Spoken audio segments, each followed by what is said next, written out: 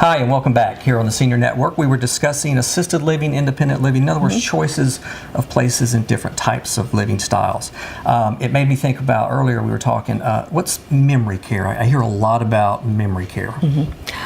Memory care is a type of assisted living, typically, so that people who have problems with their cognition, with their thinking skills, with their behaviors related to dementias, typically, memory loss, will be more appropriate in a memory care unit sometimes.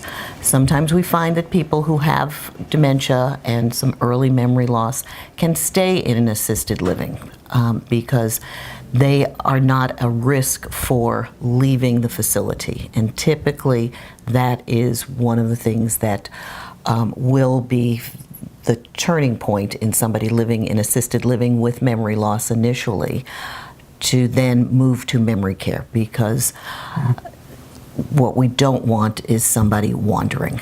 So anybody who is leaving the building and can't be accounted for probably is better off in an assisted living memory care. Some of them are freestanding facilities, and some of them are associated with either an independent living or an assisted living. And so you can transition sometimes smoothly from one facility to the other. And in the memory care, there's usually a better staff to resident ratio. There are activities specifically for people with memory impairment, and the type of activities can be shorter to go more for that person who has the shortened attention span.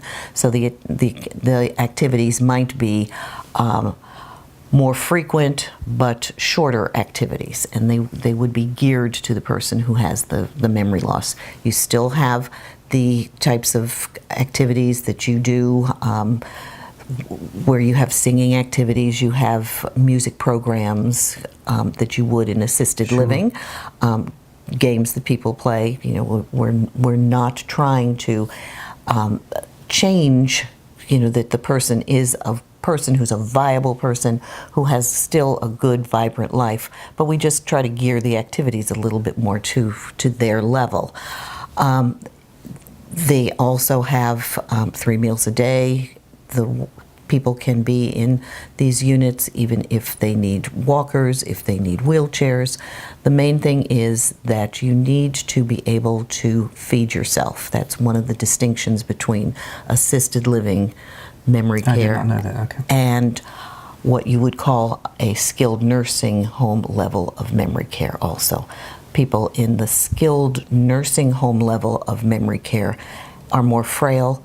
They have they could feed themselves, but they have the distinction between assisted living and skilled nursing memory care is if you can't feed yourself, you won't be able to stay in the assisted living anymore in South Carolina.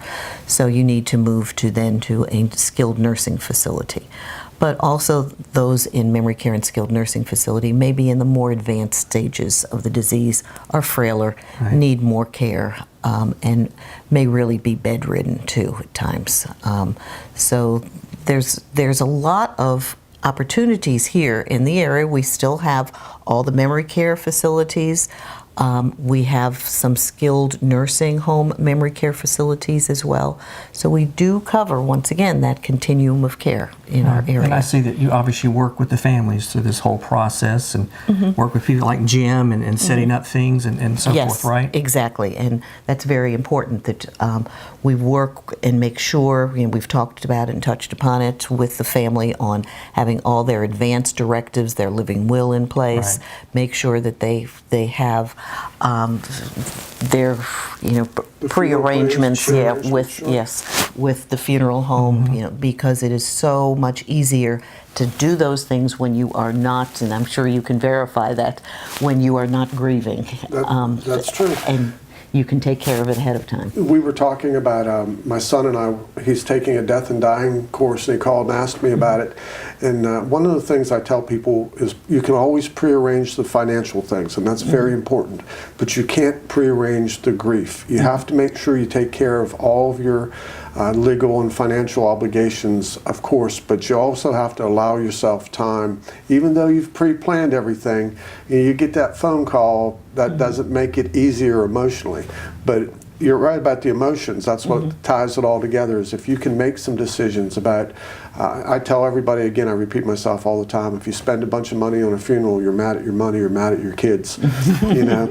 So just go ahead and make it, you know, be prudent when you make those decisions. Well, and Susan, when you get involved with the families to start that process, is that typically the children reaching out to you? I'd say as a geriatric care manager, about 80% of our initial contacts are adult children from local seniors who live at a distance and they're worried about their family members. They can't change where they live because they're working. You know, they have roots where they are. So they want somebody to be their eyes and their ears and give them some peace of mind. And so that's usually, you know, when they first contact us. Exactly. I know, and I read something the other day, it's like, what, 280 miles is the average distance between the children and the adult parents these days. That's a big difference than 50 years ago, isn't it? Well, I wish it was, that was all it was. I wish it was only 280 miles. Well, thanks so much. We're going to need to take a break. Stay with us. We'll be right back.